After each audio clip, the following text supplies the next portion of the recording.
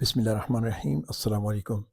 इस वक्त मैं अटक के न्यू टाउन की गली नंबर 5 में मौजूद हूँ। ये सामने आपको मेन रोड नज़र आ रहा है। यहाँ पर आपके घरों को रोशन करने के लिए मेरी बेटियों के लिए एक मदरसा तामीर किया जा रहा है, जिसके छत के लिए आपके मदद की ज़रूरत है। और आपकी मदद की ज़रूरत इसलिए नहीं कि ये मदरसा कमज़ोर है या गरीब है, इसको कोई ज़रूरत नहीं। आपका इम्तिहान है।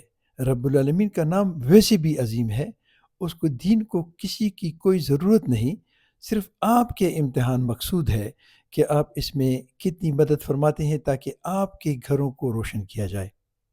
तो मेरे बच्चों, आपसे एक इस्तिदा की जाती है, आपसे एक रिक्वेस्ट की जाती है कि दुनियावी चीज़ों पे तो आप बहुत खर्चा करते हैं, लेकिन मेरी बेटियों को आरास्ता करने के लिए इसमें भरपूर हिस्सा लें, ताकि आप आरास्ता हों, ताकि आपके घर रोशन हो, ताकि आपका इलाका रोशन हो।